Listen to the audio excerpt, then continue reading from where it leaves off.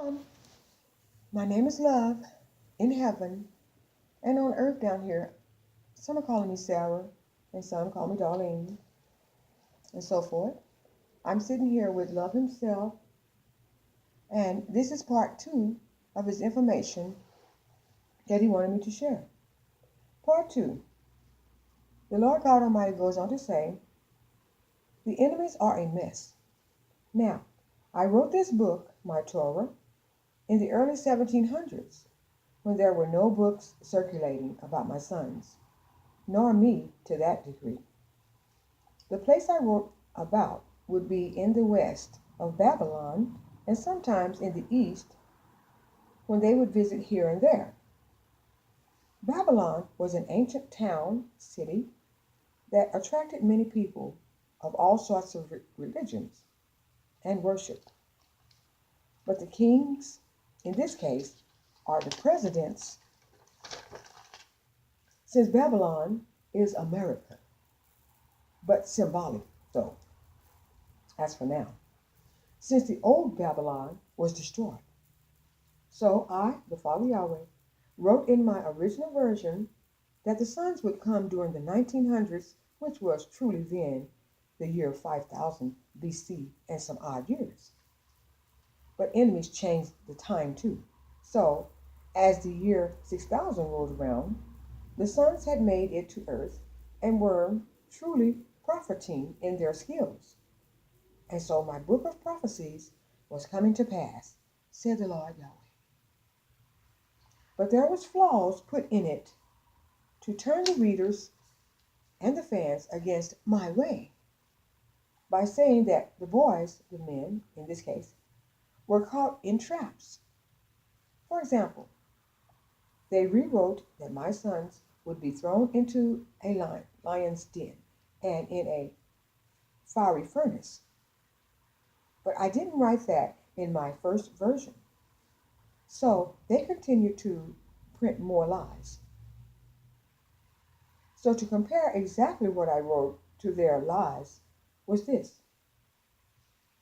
I said my sons would face attempted hemlocking, but I would rescue them from ever entering any of their traps, said the Lord God. For example, they wrote that the four would be thrown into a den if they did not pray to the enemy's made up fake God. And when the sons refused, the enemy wrote that the sons were quickly thrown in the den. But I wrote what truly happened, said the Lord God, and exactly what I did. I rescued them, said God Almighty, Yahweh. I rescued them each by never letting them go to any of the enemy's traps. Their den represents their jails. Here's what I did. I had a makeshift duplicate, a duplicate cell facile that I use of my own that's reversible and never locks.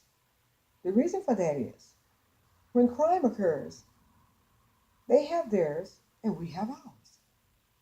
Ours is for lessons and theirs is for eternity. So they hope. It's to where once an individual is in ours and we close doors or bars, since they don't lock and there are no chains nor padlocks, we carry no keys. It's makeshift. And once a person has spent about 10 minutes, then his or her lesson is taught. Even they, the so-called cellmate, thinks that it's real, but it's not, said the Lord God. We take charge after every sentencing. Since the wicked are doing the sentencing, we stop scenes and carry ours away, off and on to our personal staged facilities, with characters and all, those who really are angels, and the angels act superbly, if I say so myself, said God Almighty. Then, when the 10 minutes are up, we introduce ourselves by saying, "Do you see the difference?" As we appear in white, wearing all white. It's our angel uniforms. We say now, "Do you know who's who?" And when they don't understand, we show them by taking them out of their body, their shell. And we show them by carrying them with us to scenes where the imprisonment was meant for them, it was real. Then they cry, unusually. So, with that being said, you see how none of ours ever make it to their chamber tortures? Please go to